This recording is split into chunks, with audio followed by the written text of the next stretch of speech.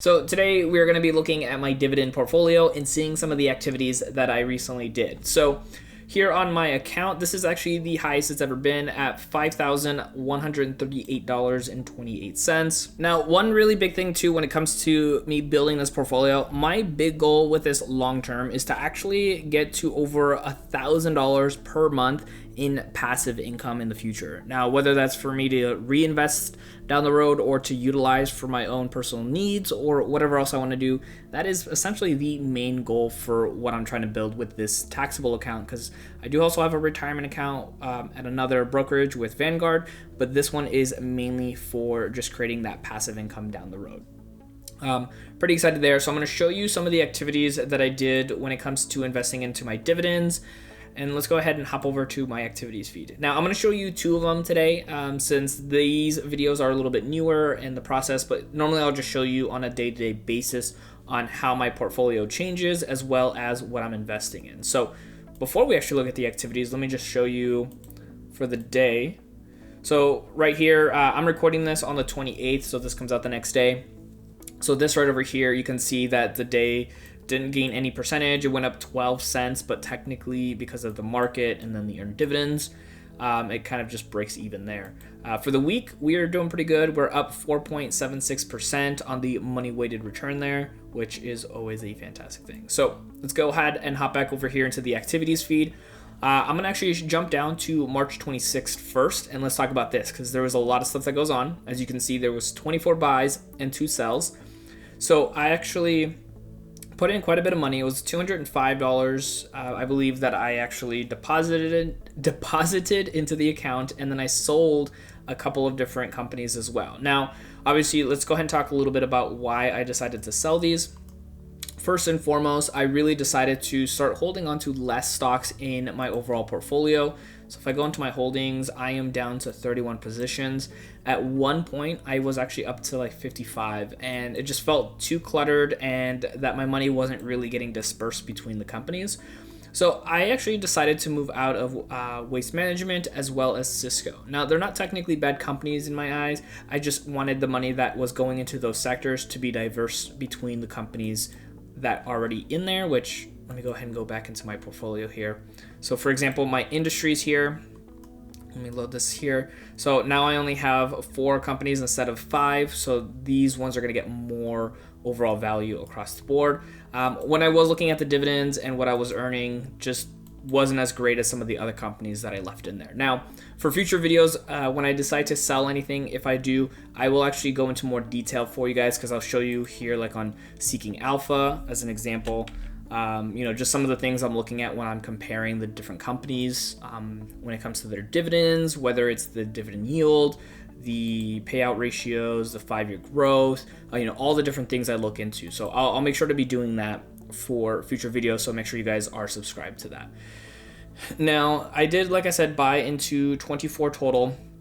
So this is kind of how it broke down, and if you see some of them that seem way higher as far as deposits than others, that is mainly because when you sell out of a stock here on M1 Finance, which is the platform I use, that money gets distributed into the sector that it was sold from. So this right here for Cisco was in my tech pie. So all the stocks in my tech pie got essentially that 86.90.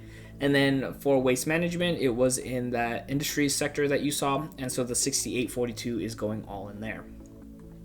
So we can see here on on this purchase, we got about $10 going into realty income. We had about $9.47 actually into Lockheed Martin.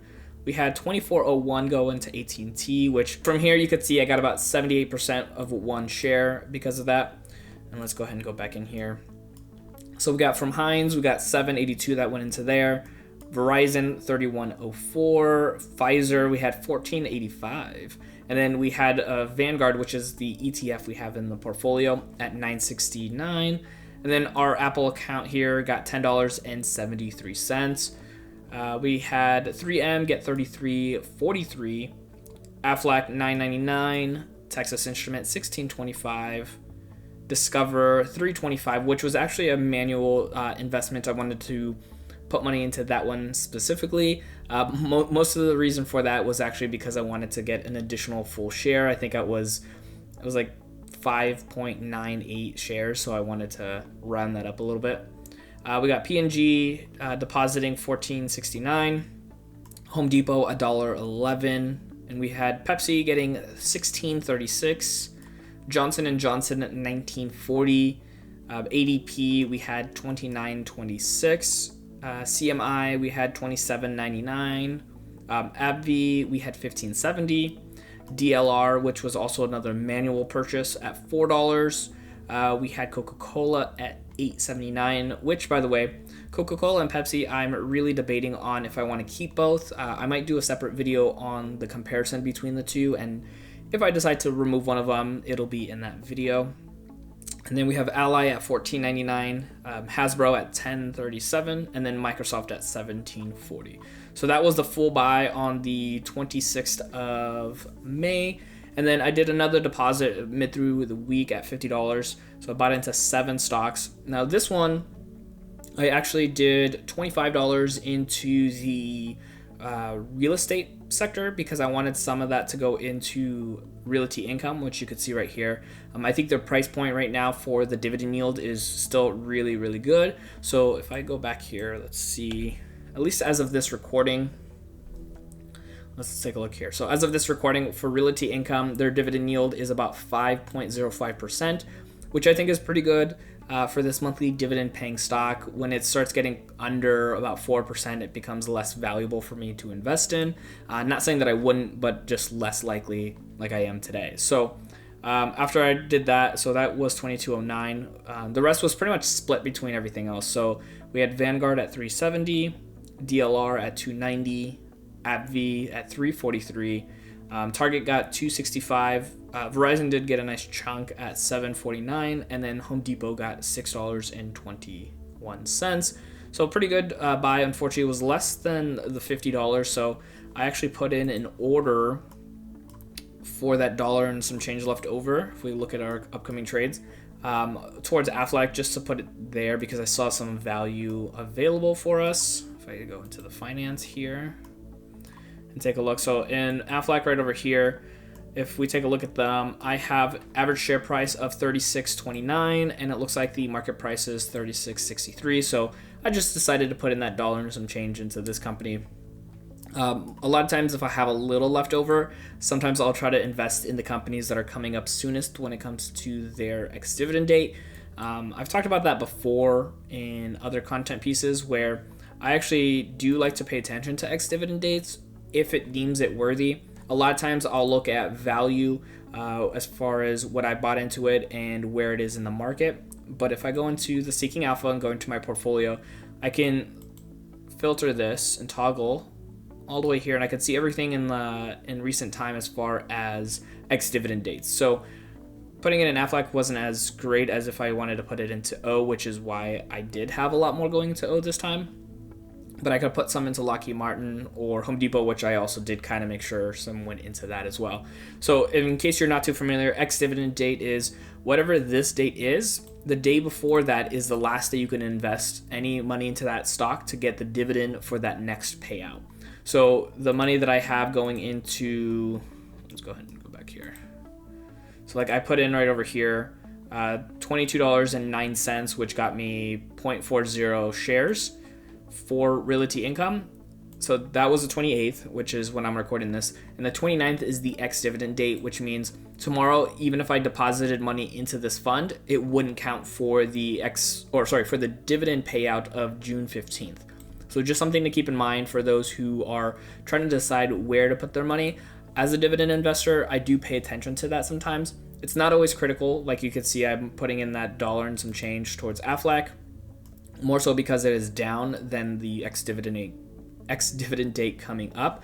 So just kind of something you got to play around with as far as what might work best. Is it going to be working best for you to put the money towards something that is having an ex-dividend date coming out soon, which was the case with realty income, or would you rather have the money going into something that is maybe down in value right now, such as NRZ? So NRZ I'm down on right now, but I've been dollar cost averaging quite a bit on this one too. So you can see I have about 18.4 shares of NRZ.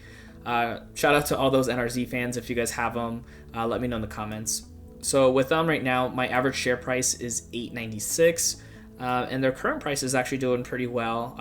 Dropped a little bit today, but it went to $7.54. So I'm actually getting close to breaking even. I think I'm still gonna hold them even after they get back, hopefully past that average for myself. I still see some value in them as far as a dividend investor, so I will be holding that long term. So those are my activities that I did right now. I do plan on doing some more activities here next week as well when it comes to my deposit. I started off this portfolio with like $10 a week, and now I'm starting to do, with the market the way it was, close to like $200-300 a week, which wasn't possible for me before, but that's how it works when it comes to investing in dividends. I think you get started small, which is great, be consistent, and then you get more comfortable, and then you start moving forward past that as well. So I'm excited with that and how it's working. Obviously, dividends are my pathway for creating additional passive income. Some people have the goal of creating, rental passive income or any other forms of passive income, but I do like dividends. I do also care about growth. So maybe for those who are considering getting started with dividends, that focusing in on dividend yields might not always be the most important thing, because people get trapped in by those high dividend yields sometimes. So you do want to pay attention to some growth opportunities as well, which is what I have personally in my portfolio. I have a lot of companies that are, obviously focused on dividends, but also focusing in on growth as well. So they might not have, the biggest amount of dividend payouts, but their growth overall is great. So great examples are MasterCard and Visa. They don't have great dividends. I think Visa, let's see here. Visa's dividend yield is 0.57%, so pretty abysmal. But the overall growth on this stock as well can really, increase the value of your overall portfolio. And whether I want to sell the profits that I get from this and then reinvest that into maybe some other stocks here, I could do so, or I can just keep holding on as well. So time will tell with that. If you want to follow along, make sure you are subscribed to this channel. This is going to be where I share my dividend journey. I do also have another channel where I talk about tutorials and reviews for a lot of financial services, something like M1 Finance. If you're interested in using it, I have tutorials that I'll link up as well, where you can actually learn how to use that, and that way you can get started with dividend investing as well. Now, if you want to keep on following my dividend investing journey, check out my next video right over here. Thank you so much for watching, and I will see you in that next video.